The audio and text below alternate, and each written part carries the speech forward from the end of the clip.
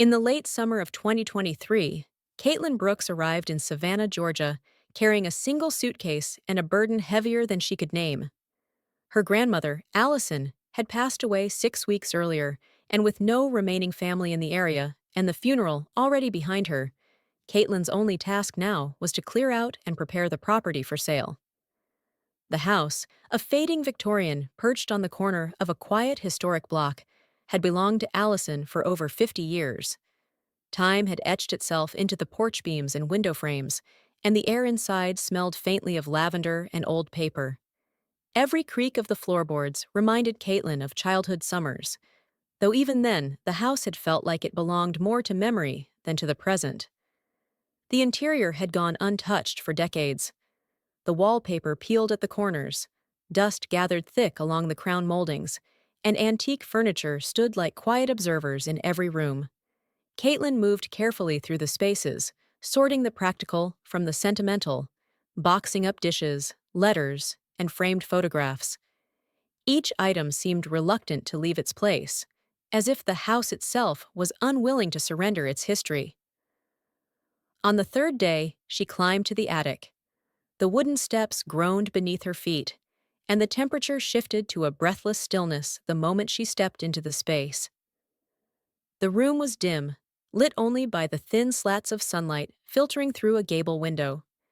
Covered furniture sat beneath yellowing sheets, and cardboard boxes towered in corners like forgotten altars. It was a room few people entered, a place Allison herself had referred to only rarely. Caitlyn wasn't sure what she was looking for, perhaps just closure. While sweeping aside a leaning stack of trunks, she noticed a loose panel in the wall behind an old coat rack. The edges of the wood were slightly uneven, and when she pressed against it, the board shifted. Behind it was a hollow space, just deep enough to conceal a rusted tin box. Her hands hesitated. It didn't feel like a box meant to be opened, but like one that had waited decades for this moment. The metal was cool and dust-coated. She sat cross-legged on the attic floor, her breath catching as she lifted the lid. Inside, wrapped in yellowed linen, lay a leather-bound book. The cover was cracked with age, and the clasp barely held together. When she opened it, the scent of old ink and forgotten seasons filled the air. The first page bore a name, Grace Eddington. The entries began in June of 1934, penned in delicate cursive, almost faded to illegibility. The handwriting was steady at first, later more hurried and emotional. The journal's tone shifted with time, and so did Caitlyn's heartbeat as she read the first paragraphs.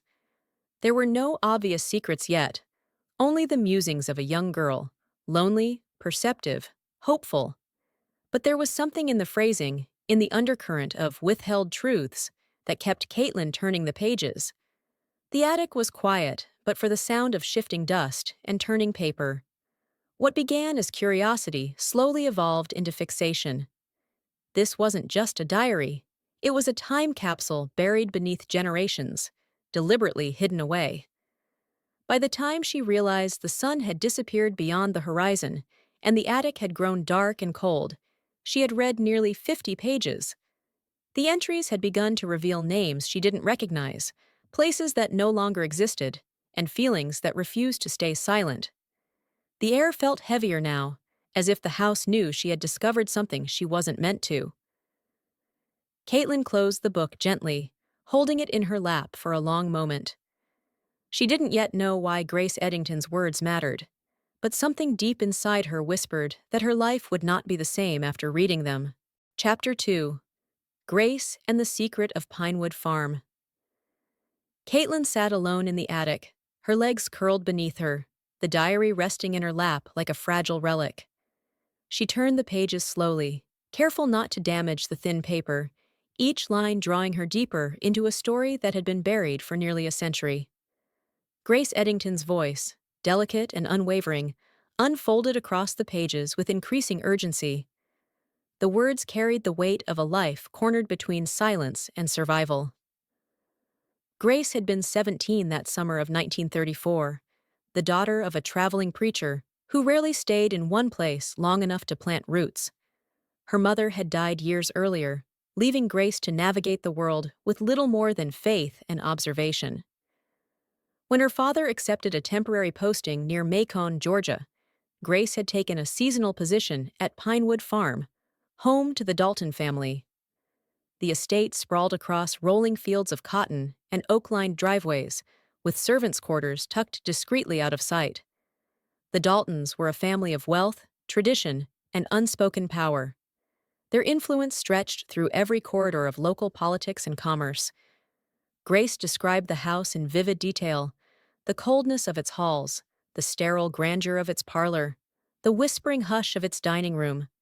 But her attention always returned to one figure: William Dalton, the only son, newly returned from college and expected to inherit the empire. He was older, reserved, and carried himself with the kind of careless confidence born of entitlement. At first, he barely acknowledged her, but as the summer deepened, their paths crossed more often. A book exchanged in the orchard, a glance held too long across the barnyard, a note left tucked beneath a windowsill. What began as fleeting gestures grew into long conversations and shared silences that brimmed with unspoken tension. In the diary, Grace never used the word love, but her descriptions of William were filled with conflict, desire tangled with fear, joy laced with dread. Their meetings became secretive, always under cover of night or behind closed stables. She wrote of his gentleness, his uncertainty, and the way he whispered that he would find a way to make them belong together. But Grace had lived enough life to know how stories like hers ended. By late August, she knew she was pregnant. The moment of realization was written with shaking lines, the ink darker, heavier. She had not told William, unsure whether to trust him or protect him. She had not told her father, who would have disowned her without hesitation. She had no one, and so she kept it secret, hiding her body beneath loose garments, excusing her illness with summer heat. The fear of discovery seeped into every sentence, growing with each passing day. Eventually, the secret was uncovered.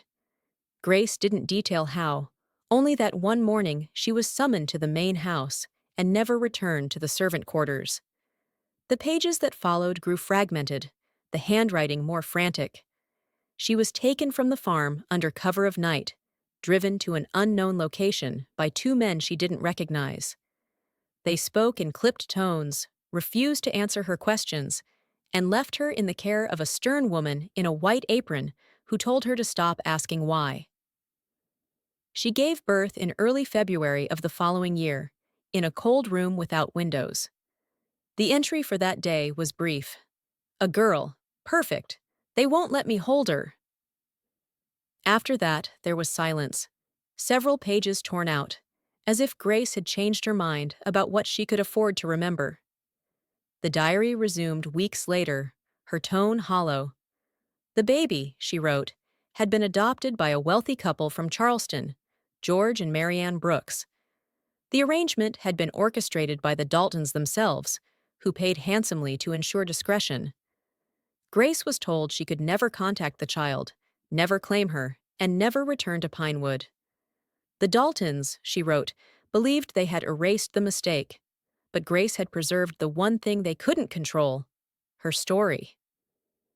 She ended the final entry of that chapter with a promise that one day someone would read these words and know the truth. Her daughter's name was Clara. Caitlyn closed the diary slowly, her hands trembling. Clara Brooks had been her grandmother, the woman who raised her mother, the woman who had never known where she came from. And now Caitlyn did. Chapter 3. The Unbearable Truth of the Surname.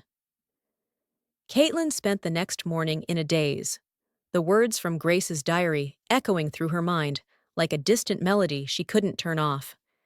The revelations were too specific to dismiss as fiction, too personal to be coincidence.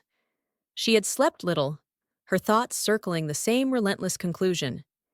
If Grace had given birth to a daughter in secret, and that daughter had been adopted by George and Marianne Brooks, then Clara, her grandmother, had never been who everyone believed her to be.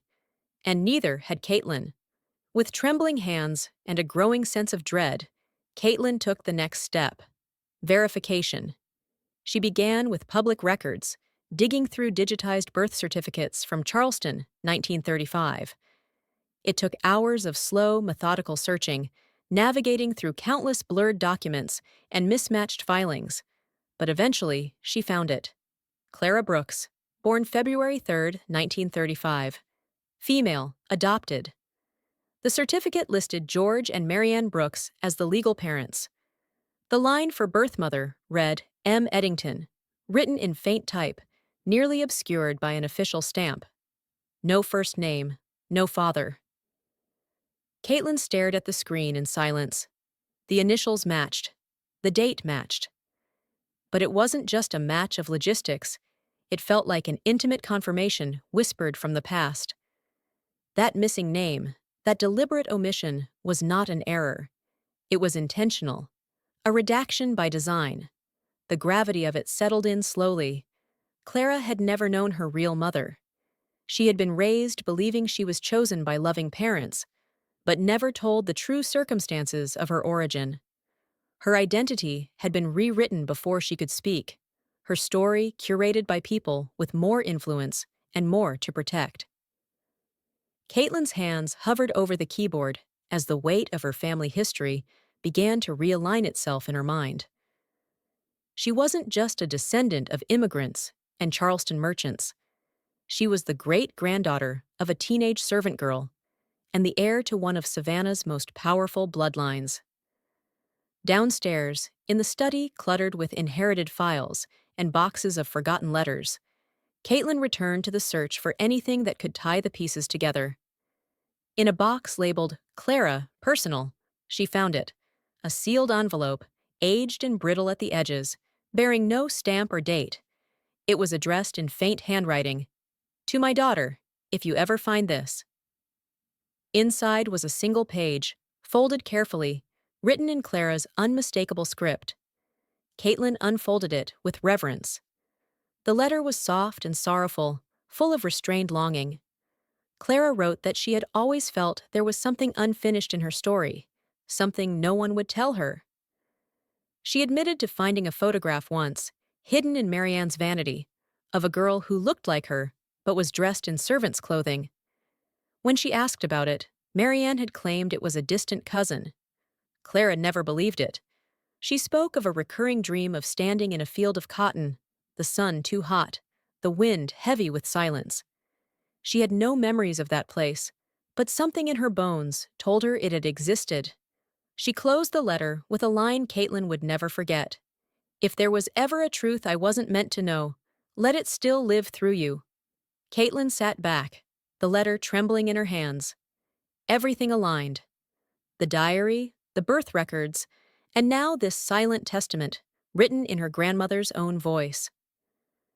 The story was no longer just an echo from a buried attic, or a series of inked memories from a girl long dead. It was part of her blood, part of the fabric of her family. The Daltons hadn't simply arranged an adoption. They had erased a child from their legacy and replaced her with silence. Caitlyn's name, her history, her place in the world, none of it was what she had believed. She now understood that the Dalton family had not only hidden a scandal. They had taken everything from Grace, her daughter, her name, her future. And in doing so, they had robbed Clara of the right to know where she came from and robbed Caitlyn of the stories that should have been passed down through generations. The truth was no longer a whisper in a journal. It had become a reckoning. Chapter 4. The Gala and the Fall of a Name. Caitlyn no longer hesitated. The truth she had uncovered could not remain hidden. It pressed on her chest like a weight, demanding release, and she knew that silence would only allow history to repeat itself. The Dalton family still thrived in Savannah, their name emblazoned on plaques, museum wings, and public gardens. They hosted charity drives, sat on city councils, and sponsored preservation projects through their Historical Heritage Foundation. To most, they represented Southern legacy and dignity. But Caitlyn now knew the story they had buried beneath that polished facade. The annual Dalton Heritage Gala was held at the Mercier Carpenter House, a former plantation-turned-museum, meticulously restored with Dalton funds. The event drew Savannah's elite: politicians, donors, academics, and descendants of old Southern families who viewed heritage as currency. Caitlyn purchased a ticket under the guise of a freelance journalist working on a story about generational philanthropy. Her credentials were never questioned. A media badge opened doors that would otherwise be guarded, and her quiet confidence disarmed any suspicion. The night of the gala arrived under a velvet sky. Caitlyn dressed with precision, choosing a navy silk dress that carried authority without drawing attention. The hall sparkled with chandeliers and gilded mirrors, while a string quartet played soft versions of Southern ballads. Waiters in crisp uniforms passed trays of champagne and oysters, and laughter rose gently above the hum of conversation.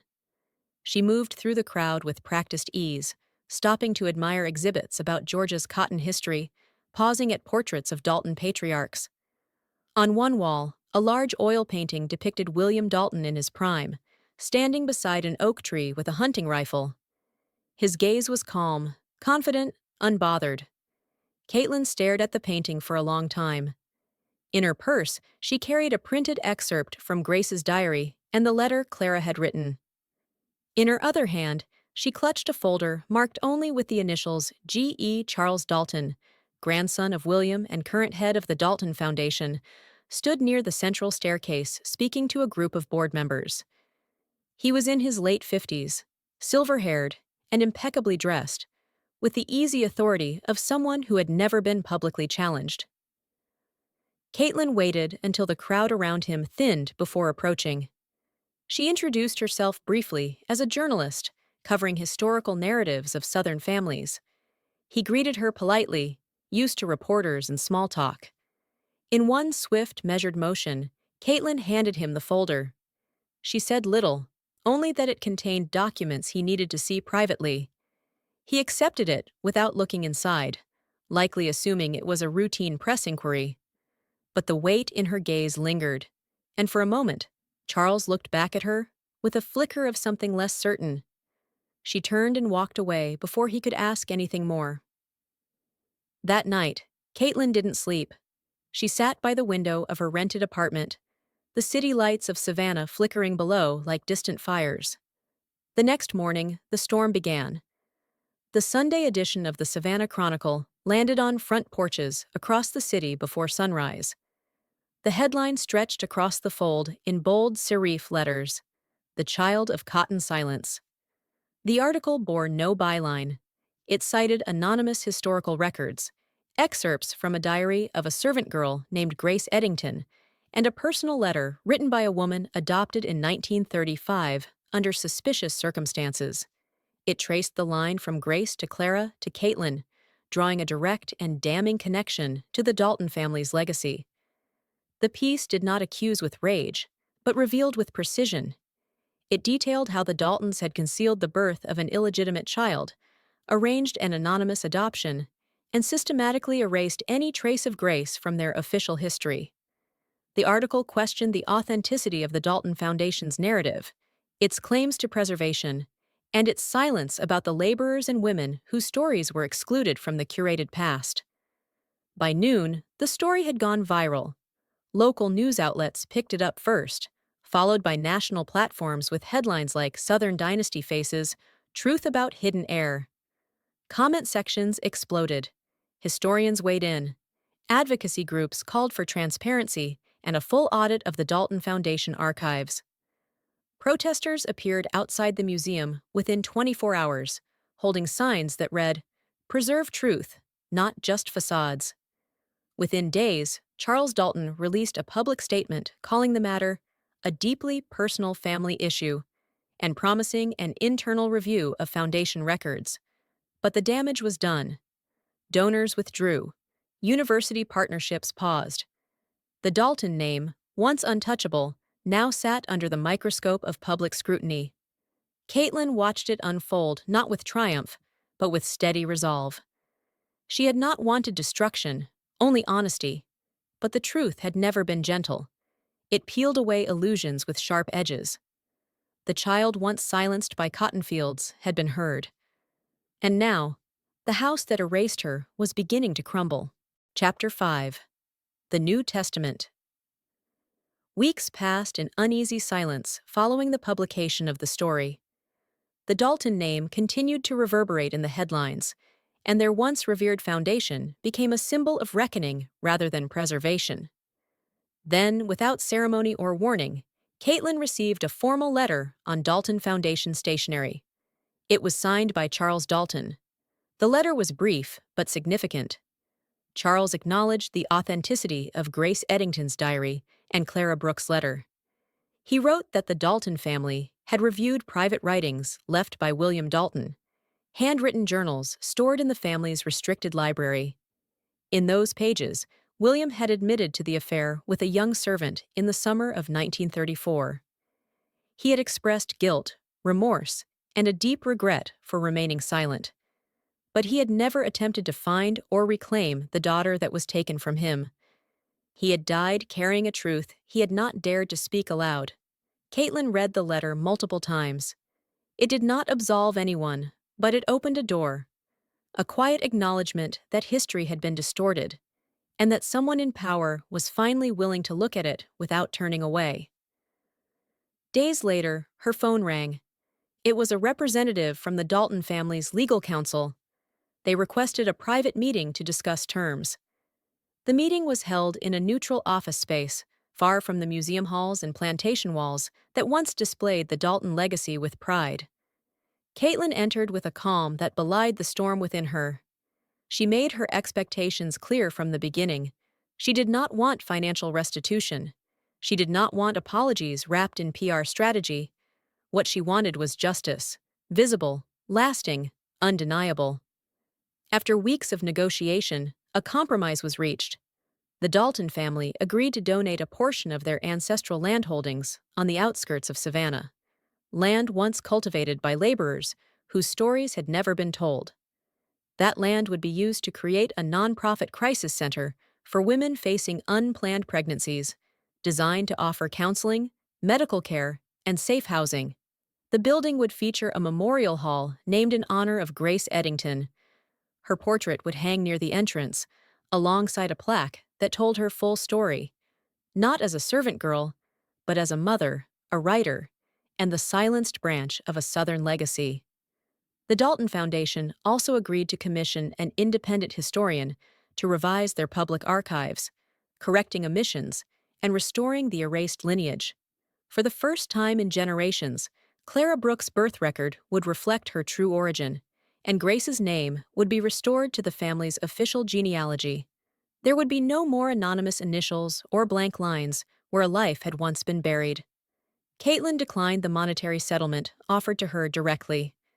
She asked instead that those funds be used to digitize and preserve the testimonies of women from similar stories, those whose lives had been hidden beneath layers of shame, silence, or social control. Her grandmother's name would become a starting point for others to reclaim their own. When the agreements were signed, there was no ceremony, no cameras, just a notary's quiet voice, the scratch of pens on paper, and a profound stillness that settled like dust over a long-sealed room now finally open. Later that week, Caitlyn visited the land where the center would be built. It was quiet, overgrown in places, with scattered oaks and wild magnolias reclaiming their place. The earth felt ancient, but not lifeless. She stood there as the wind moved through the trees, and for the first time, she felt something close to peace. The past could not be changed, but its echoes could be given shape, its ghosts, a voice, and its victims, a name. Chapter 6. The Staircase Without an Attic. 1 year later, the house that had once stood in quiet decay at the edge of Savannah's historic district no longer bore the weight of silence. Caitlyn had spent months overseeing the restoration of her grandmother's home, not to erase its age, but to honor its memory. The wood had been sanded but left imperfect, the wallpaper replaced with archival images, and the attic, once hidden beneath dust and grief, was no longer sealed. The space had been transformed into a modest exhibit, a tribute not to wealth or lineage, but to truth reclaimed. Visitors now walked through the rooms, not as tourists, but as witnesses. Displayed in glass cases were the handwritten pages of Grace Eddington's diary, carefully preserved and arranged alongside letters, photographs, and newspaper clippings. One wall held a timeline tracing the lives of three women, Grace, Clara, and Caitlyn, connected across generations by loss, silence, and a quiet, unrelenting strength. In a corner, a listening booth played recordings of volunteers reading passages from the diary aloud, their voices weaving Grace's story back into the fabric of the community she had once served in shadows. School children arrived in small groups with notebooks and questions. Local historians brought flowers and notes. Survivors of similar stories left letters in a basket at the door, many unsigned. The exhibit did not seek pity, nor did it provoke outrage. It offered reflection, a space to consider what it meant to hide a life and what it meant to uncover one with care. Caitlyn moved through the rooms often, not as a curator, but as a steward. She straightened frames, refilled pamphlets, spoke softly with guests. Each time someone lingered at Grace's final entry or stared too long at the portrait of Clara as a young woman, Caitlyn felt the presence of the past, not as a weight, but as a hand on her shoulder. On a warm April afternoon, Charles Dalton entered the house quietly. He wore no suit, no pin, no mask of formality. He moved with the tentative steps of someone uncertain whether they had a right to be there. Caitlyn saw him from the far end of the hallway and approached without hesitation. He extended his hand, and she shook it without performance. Their conversation was brief, contained in glances and nods. Whatever words passed between them remained private, but they held the quiet dignity of recognition. He did not come to defend the family name. He came to see what truth looked like when it no longer hid. By evening, the last visitors drifted out, and the gallery grew still again. Caitlyn climbed the stairs one last time, not to revisit the attic as it had been, but to close it for the night. The wooden steps no longer creaked beneath her. They had been reinforced during renovation, made stable, safe, no longer secret. The attic was no longer a place of hiding, but a room filled with light and the quiet breath of memory. She stood by the window, where once she had read the diary in silence, and looked out over the trees. The Dalton house still stood across town, grand, unchanged in architecture, but its windows no longer shimmered with untouchable authority. Its history now shared the city with another story, one that had waited beneath floorboards and behind paper for nearly a century. Caitlyn descended the staircase, turned off the lights, and locked the door behind her. The truth had been spoken. The attic had done its work. The house no longer needed a ladder to its hidden corners. The story had come down to meet the world.